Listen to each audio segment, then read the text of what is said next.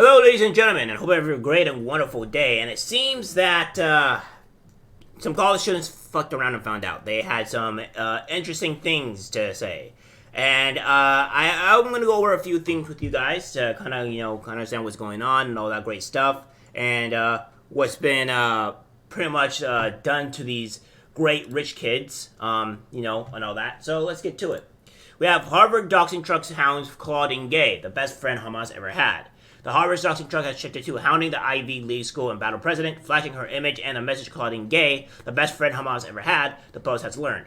Nonprofit news watchdog Accuracy and Media, which first made headlines by exposing the names of Harvard students affiliated with a pro-Hamas letter following the October 7th terror attacks in Israel, deployed are four billboard-bearing trucks outside Gay's home on Tuesday and Wednesday.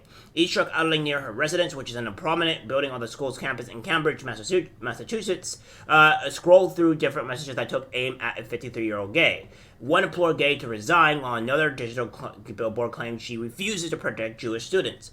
Accuracy and Media President Adam Gillette, who had also targeted University of Pennsylvania President Liz McGill before she resigned over the weekend, said it was vital to keep the pressure on Harvard despite the school board's decision to stick by Gay. Yeah, and again, I don't see if there's too much any problem with this. This is something that is being pretty evident across the very top lines of social media. Of course, these people are going to protect the insanity of these people.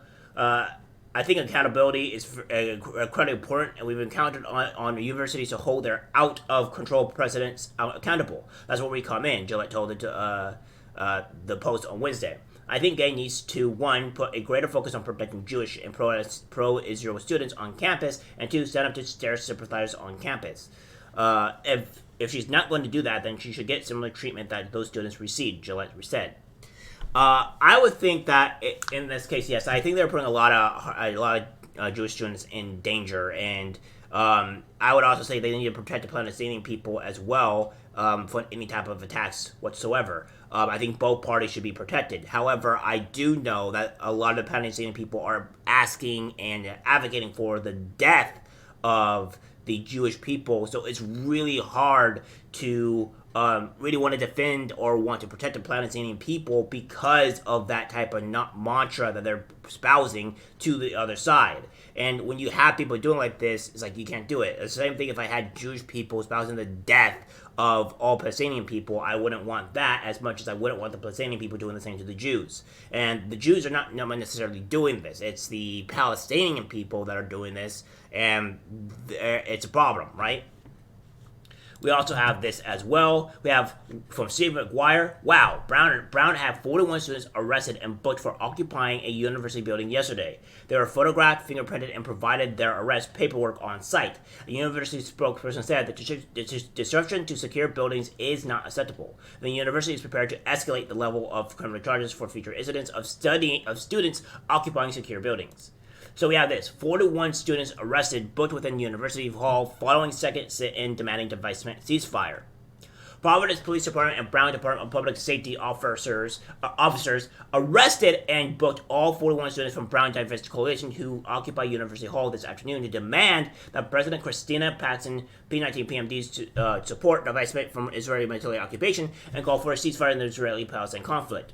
Law enforcement first entered University Hall at 5:16 p.m. The Herald received confirmation from BDG spokesperson Carl Humphreys, 24, that the students were booked inside University Hall under the trespassing charges. To expedite the process and avoid processing arrests in two locations, Brown DPS arranged with the Providence Police Department to conduct all arrest processing on site in University Hall. University spokesperson Brian Clark wrote in a statement to the Herald, students were photographed, fingerprinted, and provided their arrest paperwork in lieu of being detained in physical custody. The disruption to secure buildings is not acceptable, and the university is prepared to escalate the level of criminal charges for future incidents of students occupying secure buildings.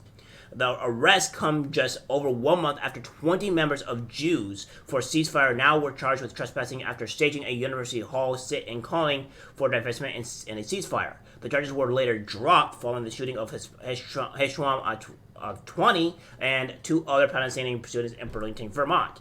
Given that this is the second prominent incident in the recent weeks of students trespassing in a secure, non-residential building after operating hours, the Free University fully expects to recommend more significant criminal misdemeanor charges for any future incidents after the December 11th sit-in, he added.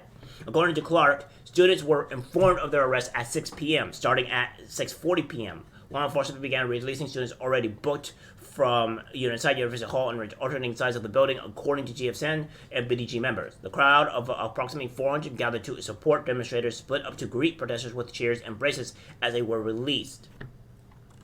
It's essential to highlight that arresting students is not an action that Brown takes lightly, and it's not something that the university ever wants to do, Clark wrote. That added the university issued repeated warnings to ensure that students fully understood that they would not be allowed to remain in the building after normal operating hours for security reasons, and that they could face disciplinary action for violent policies as well as arrest. Now, I have previously made a point where I don't like it when schools or universities have the ability to just remove you from where you're at certain points of time. However, what I did seem to neglect or not read or catch up on was that it was past business operating hours. So obviously, if you're past operating hours, you people are not allowed to be there. It is against the law. So therefore, you can't just be honing around. This goes for both Jewish people and I would say Palestinian people as well. If you're going to protest and you're going to do stuff like this, do it at the appropriate hours of the place that you're at, so you're not causing breaking any laws. But other than that, there's not much that I would say that's really being a problem. I don't like when schools normally kick people out for any reason or hurt speech for that matter. But these guys have, unfortunately, broken this said law, and now they're getting punished for it. This is a part of the reason why I don't really like a lot of these entitled kids as well, because these kids feel incredibly entitled to do whatever they want, however, and I have a huge problem with them. Rich people in general have a issue in this sense where they feel entitled to do whatever they want, and that they just don't face any repercussions. And I think a lot of people feel a lot more happy, more calmed at mind that finally that these kids are getting punished for things that they have done, and that is all right for better. So, well, I guess this is what people have learned here is that maybe, just maybe, don't go and violate laws. Maybe don't go and do some stupid things because you're not entitled to everything. It says, in a 4 p.m. letter to the protesters, the review by the Herald, Paxson reiterated the university safety concerns and potential repercussions for students that decided to remain in the building past operating hours. Brown's protest and demonstration policy states that protest is a necessary and acceptable means of expression, that protests or demonstrations that infringe upon the rights of others or that interfere with the rights of others to make us use of or enjoy the facilities or attend the functions of the university cannot be tolerated. Exactly. And I think a lot of the Palestinian people, when they protest, it's pretty much going against the right of other people. They're not doing this for doing this, to make their voices be heard. They're doing it to violate other people's rights and people's ability to function. And it's constant with these people. It's not a non-thing that's going on.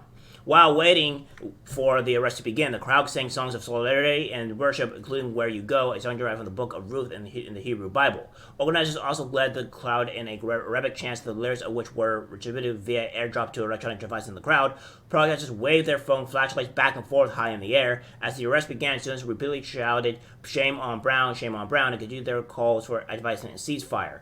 The members of BDC originally tended to occupy the building until Paxson publicly supported the findings of 2020 report by the Advisory Committee on Corporate Responsibility and Investment Policies, which recommended that Brown divest from companies which profit from human rights abuses in Palestine. Yeah, and of course, I think also these colleges are going to start facing some issues as well, because if you have people go out and do stuff and being against Jews and being, anti-Semitic, companies, and as we've seen many others, are not going to start putting money towards your to your stuff. So good luck with all that. Looks like they after around and found out, and well, I guess I got the just desserts. Alright guys, that's it for the video. Like, share. As always, take care, my friends. I'm disgusted about what I see in public. Even people closest to us can't be trusted, 'cause it's algorithmic disease, the social media.